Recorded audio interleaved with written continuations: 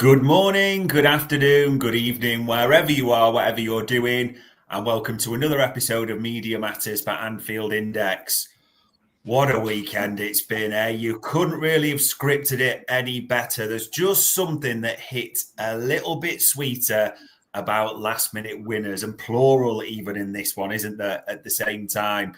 Liverpool are 6 points clear at the top of the league. They have a game in hand, and French visitors are in town tomorrow. There's plenty to talk about and plenty to analyse. And here to join me as ever is the renowned and the respected David Lynch, who I'm guessing came back from the open training session, having a little look at the Reds this morning. Yeah, just seeing how they're kind of shaping up, and it just shows you, doesn't it? It's so relentless, isn't it? Because you're still buzzing after the Brentford game and how that went, but for the team, they just can't afford to focus on it too long because it's straight into training for this one and get prepared for a totally different test at Anfield. So yeah, it just sort of is evidence of the relentlessness of the season, I guess. Yeah, we've got to move on quickly. But before we finally move on, we've got to talk about it. Because, I mean, the finish, the game, everything. I mean, just a buzz that all Reds have had all weekend. I've got to ask you, David, as a patch journalist, surely patch journalists buzz off those type of endings still, just for writing things anyway. Yeah, it's much better when they're winning. We kind of spoke about this, but it's, when you're in it and you're that involved, and obviously I think it's not a secret that a lot of us are supporters of Liverpool, but when you're that close to it as well, and you kind of your working life revolves around it. Sometimes when you're in a little bit of a slump, and I know people haven't taken recent results particularly well, and I think the January window being open heightens things a lot. Then you kind of, you're spending your days kind of looking through social media comments or for me, my YouTube comments or whatever tweets I'm getting.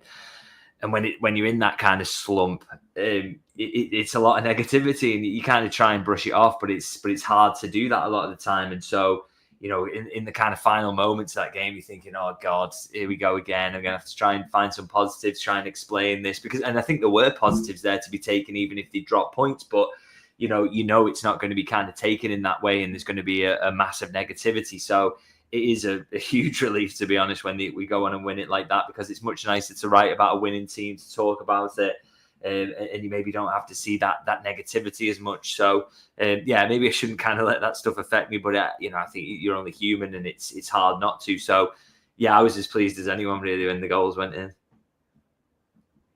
Yeah, I think part of it as a Liverpool fan, it's okay to say you want the title that bad. And also there's almost the PTSD element of what's happened with Manchester City and the points totals and being caught and all those types of things. So it does go into it so much. But let's start talking about the weekend. And we're actually going to start with a clip from the main man himself, Arne Slot, who I think you're going to like this one, David, because he addresses journalists when he talks about this as well.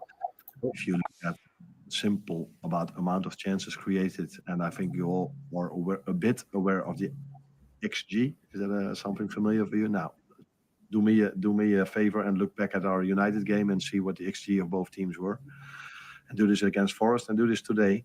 Then you will probably see that there's nothing changed with us between now and the start of the season or the first half of the season.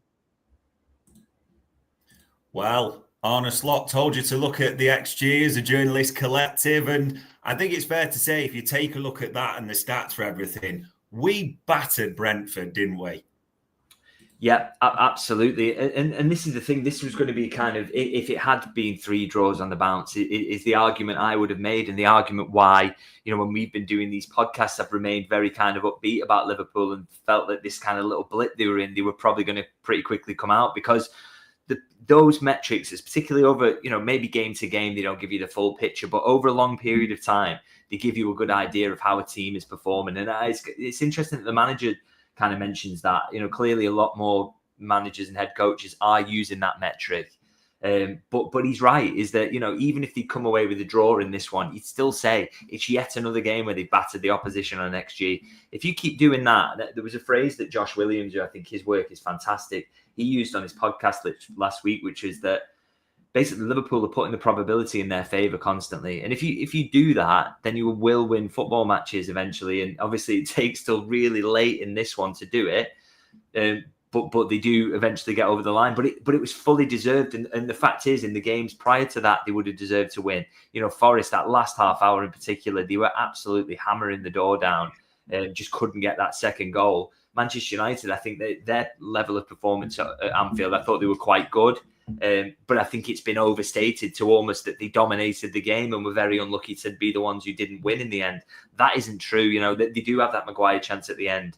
But the reality is, and the manager's pointed this out, Liverpool have 4 or 5 chances to win it before that. So it's, you know, on the balance of chances is always in Liverpool's favour in these recent results, and it has been in the 2 draws. It would have still been the same if this had ended in a 3rd draw. And so you always know at some point that's going to turn. So the underlying level of performance has remained consistent, as he said, and some things have kind of gone against Liverpool. E.g., I've been speaking a lot about kind of goals going in against them with deflections and a little bit of unluckiness around opposition finishing. Chris Wood getting one shot in the box and it going in the back of the net. I mean, great finish, but you know, you just need a bit of luck at times. And so it did feel in this game that Liverpool, that luck was going to continue to evade them until finally they get a little bit of it at the end and fully make the most of it. And I think the fact is now the job is to just continue performing in this way. And if you keep doing that, you'll actually won't be last minute winners. You'll probably get a few handsome wins in this run keeping up. So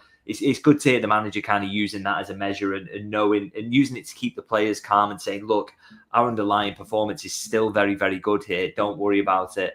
And he was absolutely right to say that. And I think you and I have discussed that a lot. So yeah, I think he was absolutely spot on. Yeah, he got it absolutely spot on in this one. And we've got to talk about the star of the show. We've got it spot on twice. Darwin Nunez, a double salvo. And it probably falls to Harvey Elliott to give a little snippet on Darwin Nunez and what he brings to the team here. English. You know, we try and have a laugh and a giggle with him, but, you know, he's a great guy. And his hunger and desire on the pitch is, you know, you can't fault him, as you can see each and every. Can't fault his hunger and desire. And you can't fault that, like Newcastle, Forest, and now this one, Darwin Nunez likes a late winner, doesn't he?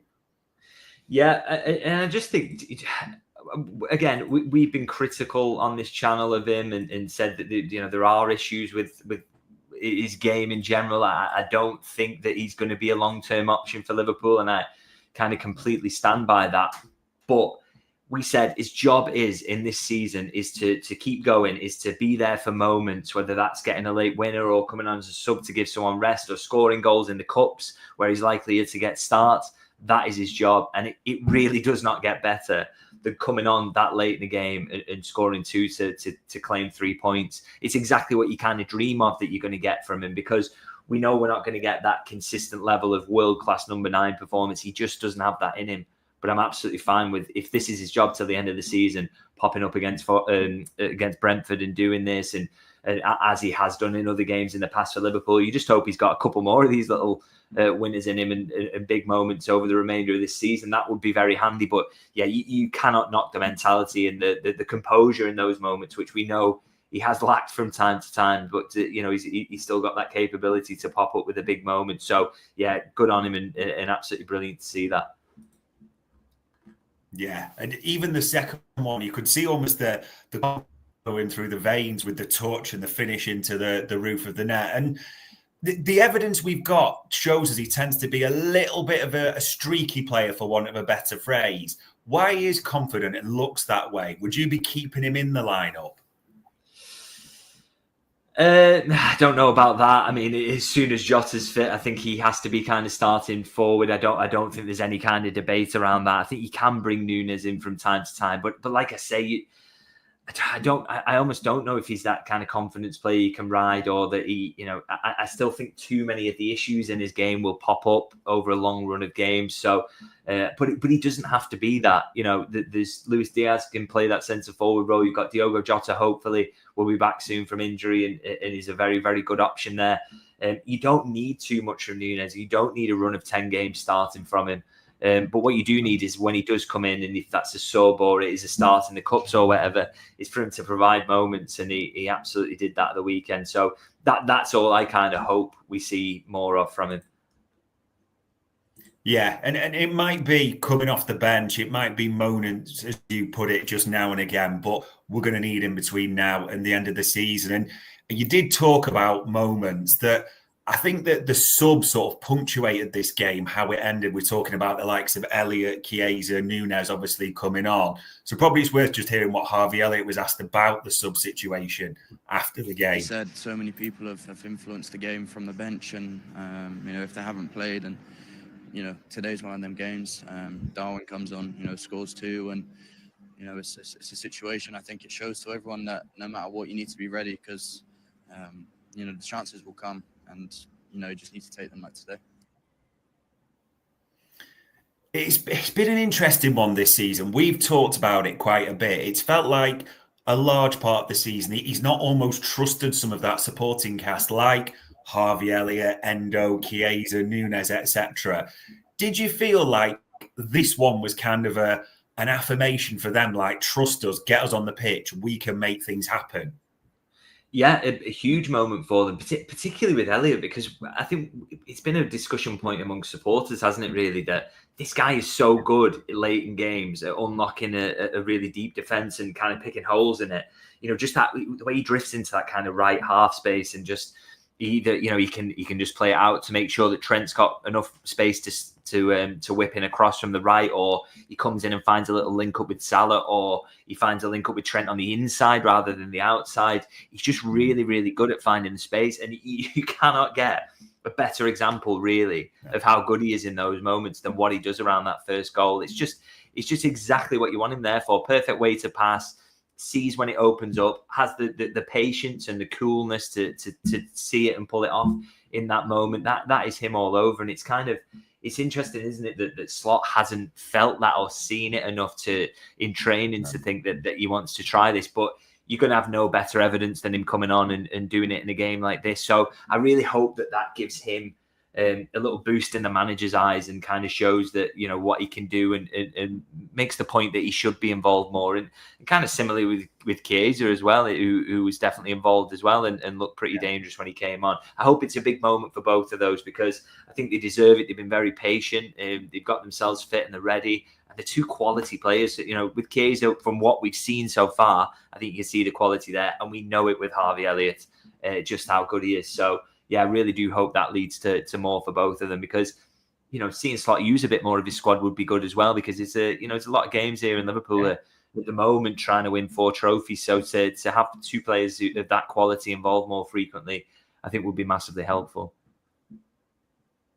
Yeah, it did feel like a step forward for quite a few on Saturday. And one player that ever since United has come under the microscope, he was absolutely brilliant again in this one, Trent Alexander-Arnold. He's so strange. There was that thing, I know you'll have seen it on the overlap, where again, with no reference, no stats, no nothing, they're just battering Trent, but not looking at his recent form since United. He was brilliant in this one, wasn't he?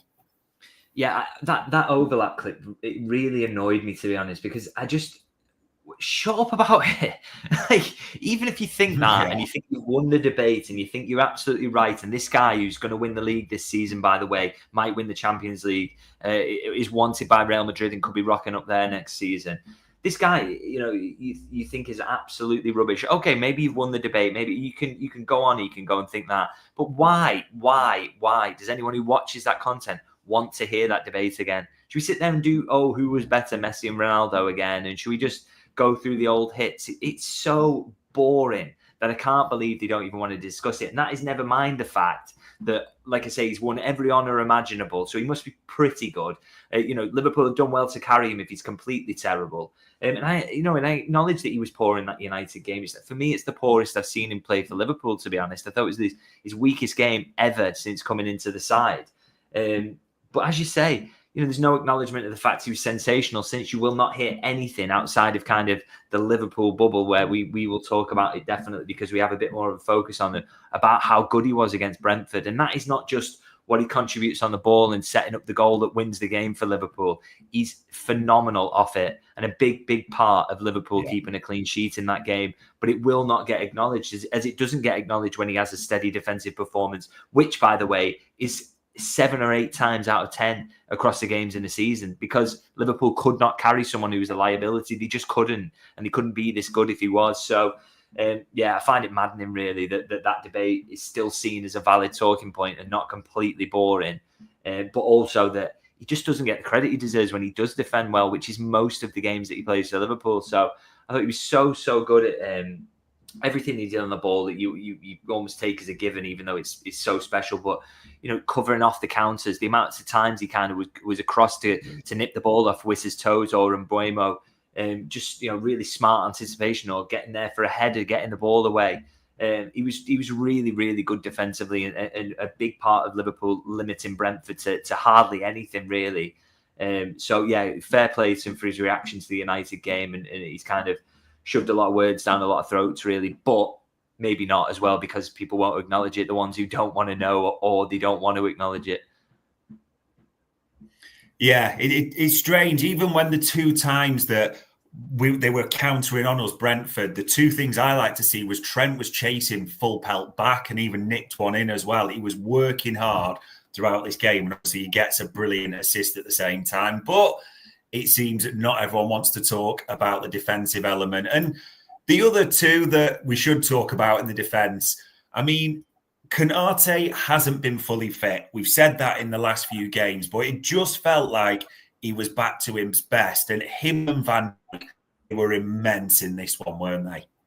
Yeah, absolutely sensational. I think you're right about Konate. I think we're kind of seeing him now. He's getting there. The run of games is really helping him out. So he just seems to be back to his best, because at times, as good as Trent was, you have to, if you want to get the best out of him, you have to kind of leave big spaces behind him, and so that asks a lot of Konate to come and fill that. But he's so good at it, and you think at the pace and the quality of those 2 that Brentford have got in attack, they are so dangerous. But Konate just swept up so much, and he gets pulled into positions that you'd rather a fullback be in, really, but he's really comfortable there.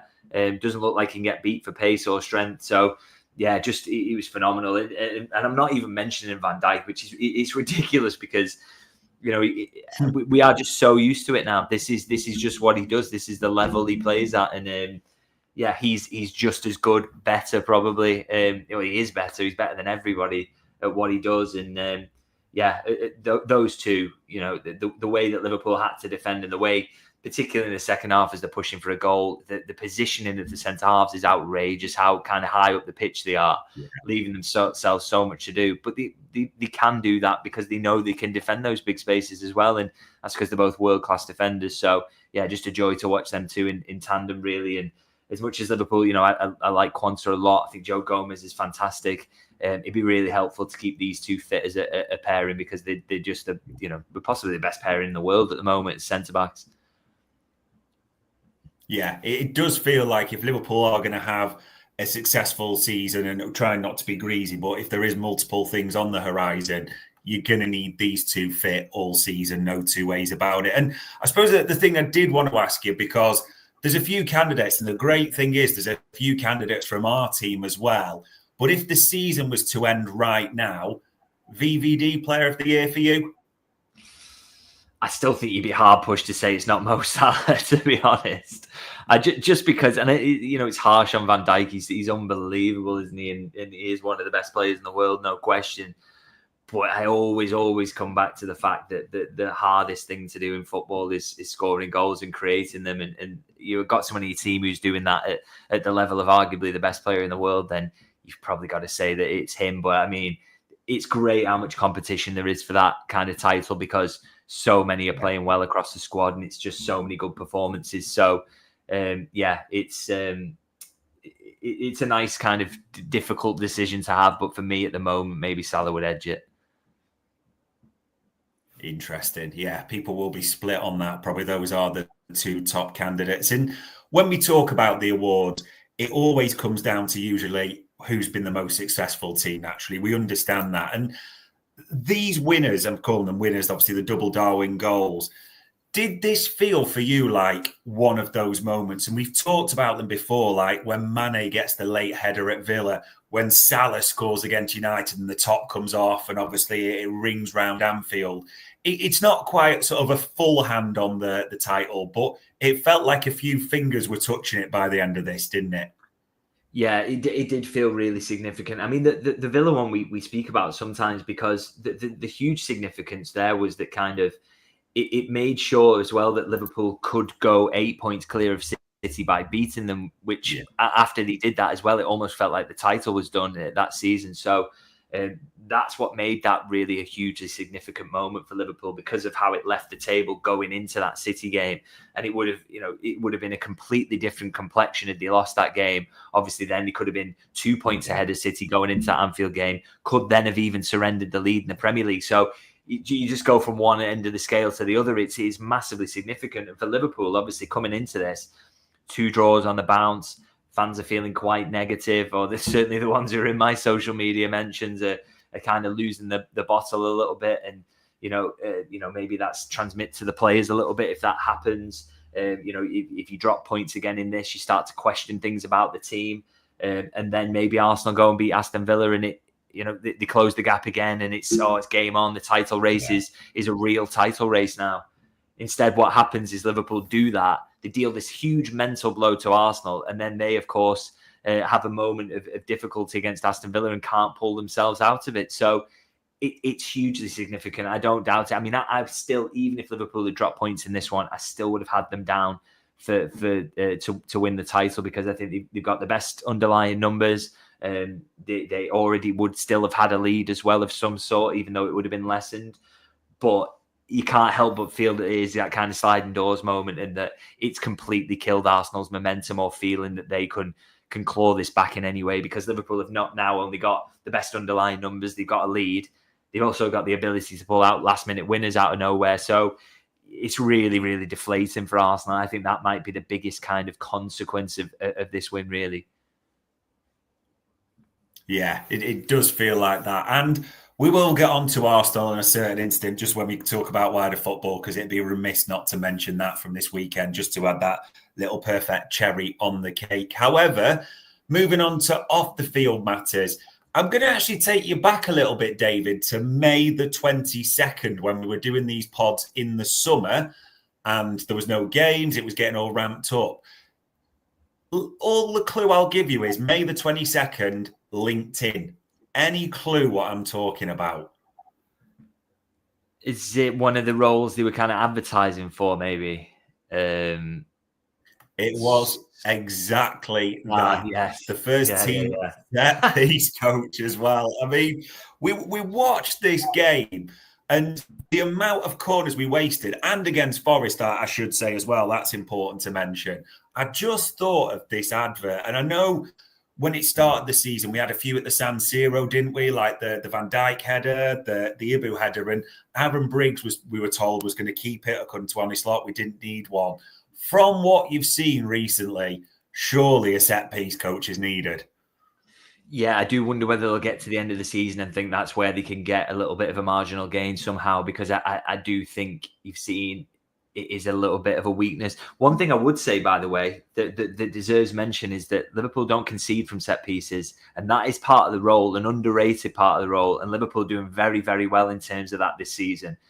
So we should give huge credit there, because that is part of the same job as to, stop the goals and create them. So in terms of stopping goals from set pieces, they are proving very, very good. And I think you do have to give credit to Aaron Briggs and his staff for that. But yeah, in terms of creating goals, obviously they get one against Nottingham Forest and we're sat here moaning about it, which seems kind of mad, but it is right. They haven't scored enough over the course of this season for you to feel like it's a real threat. And it's just such a great source of kind of, free goals, really. I mean, we saw it so many times for Arsenal in recent seasons, haven't we? Like, they've had a game where they've got a couple, they've put themselves 2-0 up, and it's just opened up the game for them to score open play goals. And everyone's like, oh, they played fantastically there. But the key moment is the set piece. So, it would just be kind of nice if Liverpool could get a few more of those cheap goals. And I'm just looking at the Premier League stats for this season so far. 3 set-piece goals for Liverpool, which is the 19th in the Premier League for it. Fulham the worst with 1. And then you go all the way up to the top, and Arsenal have got 10 and Aston Villa 9. So, it would just be such a nice way of getting some cheap goals if they possibly could. I mean, maybe it's a kind of case that it'll, ebb and flow, and maybe they'll go on a little run where they do get a few, but I still think it's an area they look like they could strengthen. And I wonder if at the end of the season they will look into that and try and find someone, because it hasn't quite worked for them on the attacking side of things. Yeah, we've almost seen the lot. Like you say, the Jota one aside, short to no one, straight into the keeper's arms. We did see the full repertoire on Saturday as well. So it'll be interesting to see what happens with that. Yeah, sorry to but sometimes it's kind of the case as well that sometimes it's just the delivery is everything. I mean, I know that Arsenal, as much as they are top of that Premier League, I watched a few of their games recently for obvious reasons. They're having a real drop-off on set pieces in terms of their threat since Bukayo Saka's been out. He's got an unbelievable set-piece delivery on him. And I feel like they're really missing that at the moment. So, as much as it's kind of routines and finding blockers and finding ways to get Gabriel free, who's a really good header of the ball, sometimes it can just be down to having that bit of magic as well in terms of the delivery. And sometimes Liverpool's delivery isn't the best. Maybe the routines are good, but the delivery isn't. So, maybe it's not maybe a coaching issue. It's maybe more of a kind of personnel issue in how they deliver set pieces. And that's maybe something they have to work on or ask someone else to take them. We'll have to see. But it's, that's an interesting one. And I think, maybe getting Tsimikas on the pitch more frequently would be helpful, because I think he has possibly got the best set piece delivery out of any player in the squad. So, I just think that's another facet that we maybe have to consider. Yeah, it will be interesting to see. You're probably right that you don't feel Liverpool are going to make any sort of appointment midway through the season, whether we'd like it or not. They'll probably run that till the end of this season. And speaking of appointments or things to happen midway through the season, I almost thought about it earlier. The amount of names we've talked about. I mean, there's been a Cherki, a Nori. We could go on in all sorts of positions. And there's a few natural ask or requests about names in the comments. It seems pretty quiet, though, doesn't it, on the January front in terms of any potential incoming. Even outgoing seem to have gone quiet as well at the same time.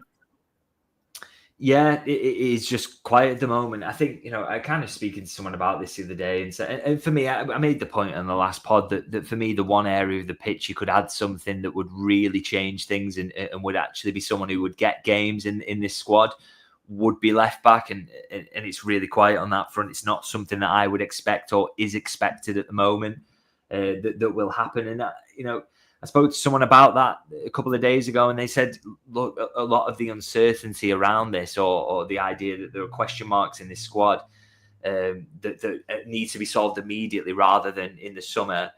A lot of that talk just comes from the outside and isn't necessarily what the manager thinks or him and his coaching staff think. They're just not in that kind of mindset at the moment that they're absolutely desperate to add someone. I mean, he could quite easily put pressure on to get someone in. There's money there. He can be knocking on the sporting director's door to push to get something done.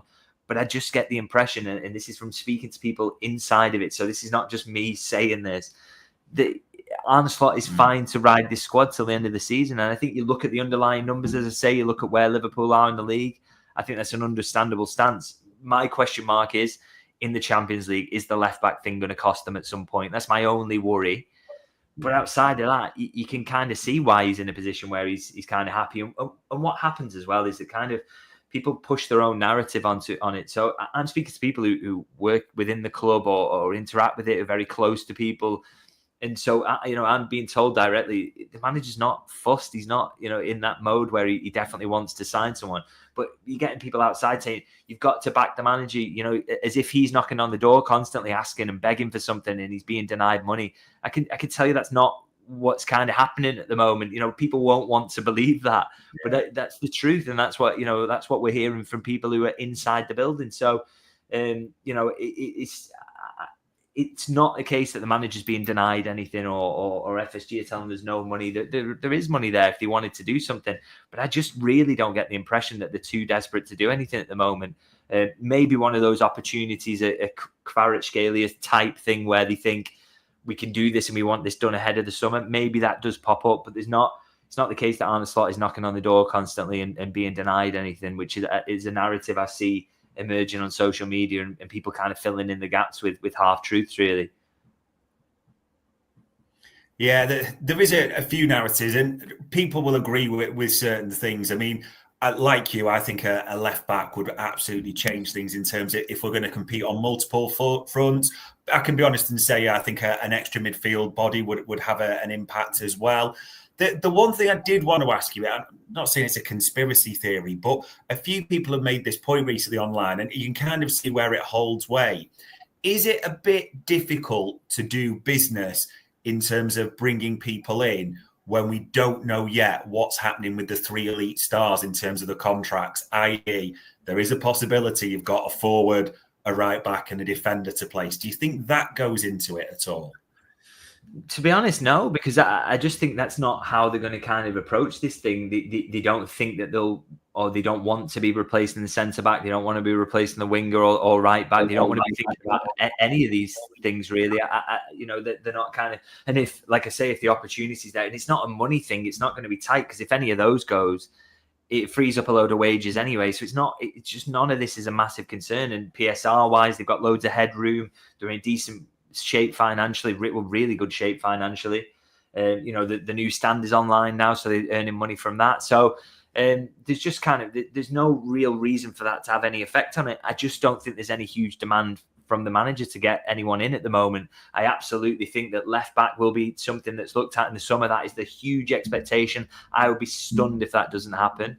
But you can see why they're kind of calm about everything else around that, and it's going to be kind of pruning the squad, and because there's not huge issues here. If they do sort those 3 contracts, for me, the signing next summer maybe has to be an Endo out, a midfielder he trusts in, a left back out, a left back in who will start the majority of the games, maybe a Nunez out, and then a replacement for him. But it's not, you're not looking at the squad saying they're short of a man or a body or whatever. It's more a case of, you probably could get someone the manager prefers there. Let's do that. You could, in a few positions, maybe 3 positions. But it's not kind of desperate measure, desperate times, really, is it? So, I can see why they're taking that approach, and why, it's not really being, cautious on that basis, or, anything like that. It's just a case of, or any worries about money or what the contract situations will look like. It's just, they're kind of waiting around because they just don't think, they think that the issues that we see, and like I said, the left back one is the one for me. It can wait till the summer. I think it's fair for them to kind of try that, really.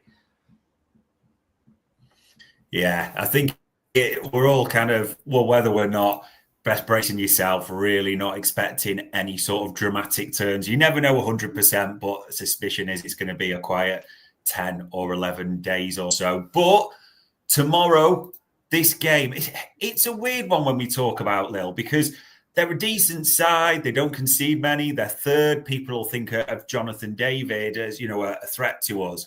But we're pretty much guaranteed to qualify. Are you expecting mass rotation, or is just thinking that's not what Arne Slot does based on what we've seen? Yeah, I don't expect rotation at all, to be honest.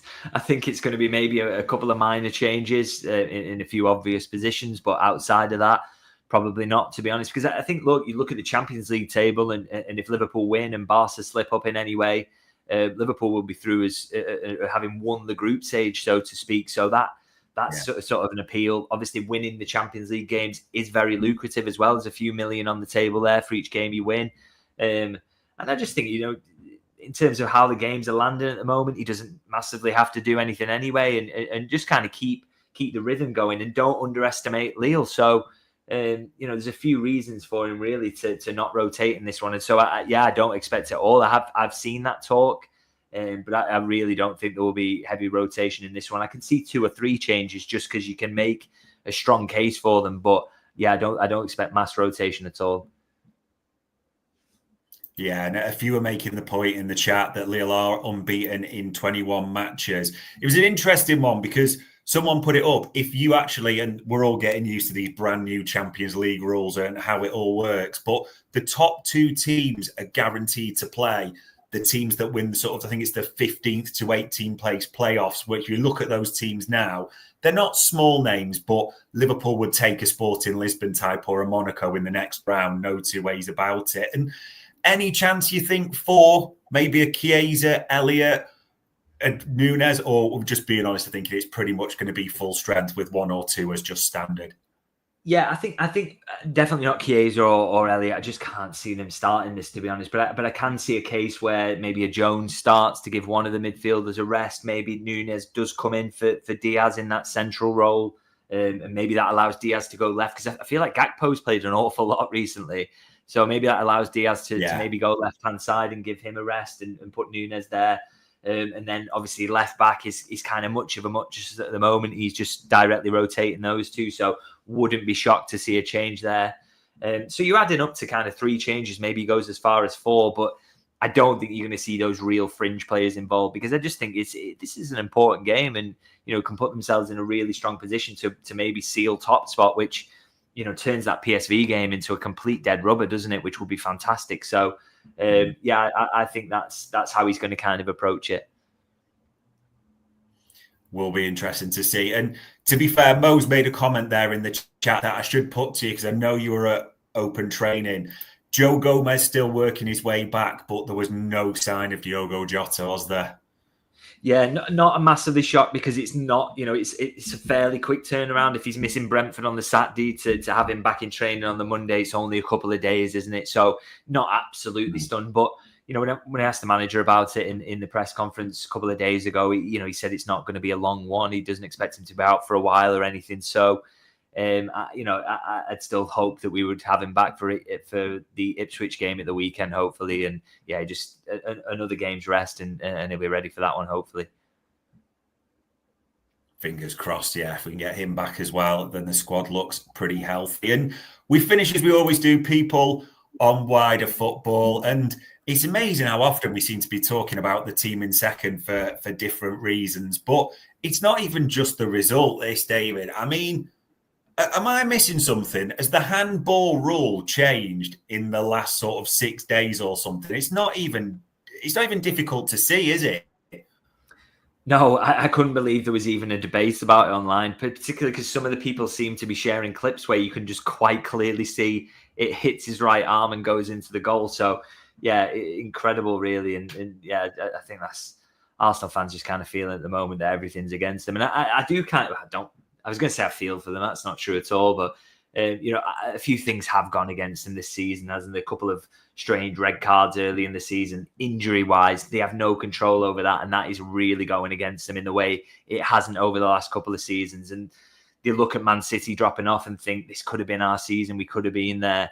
And that hasn't actually been the case. So, it must be extremely frustrating, and must be a big reason why they're kind of going mad online, apparently. But they can't have any complaints to that one, that's for sure. That's not a weird refereeing decision. It was absolutely bang on. And I think, again, you just saw their frailties. They're not as good as defending as they have been in the last couple of seasons. They're 10 times worse than they have been in attack.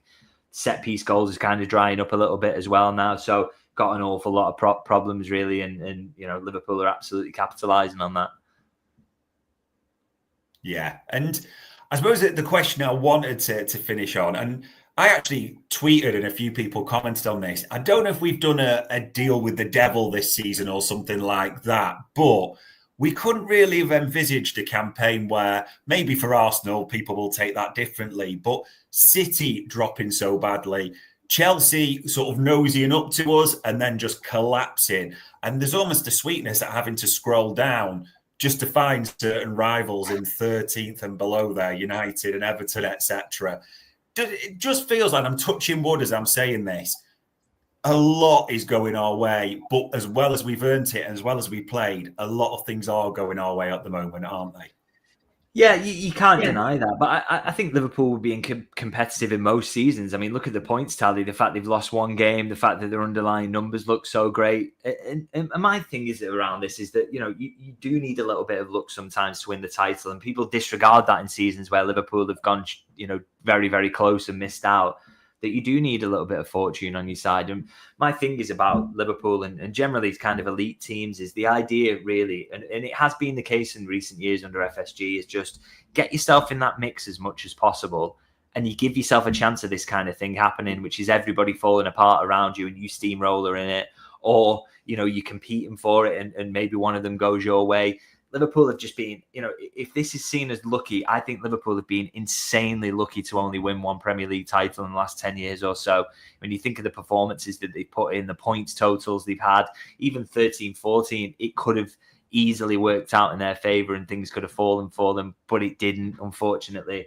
08-09, they could have got a bit luckier in that season as well. So, you know, they were a very, very good side. So, you know, if any club is earned this luck, if that is, you know, there is some sort of luck there, then it's surely Liverpool. And the fact is, you know, beyond the kind of the luck element of this, they have just been comfortably the best side. They've got the best attack in the league. They've got the best defence in the league, all the best underlying numbers as well.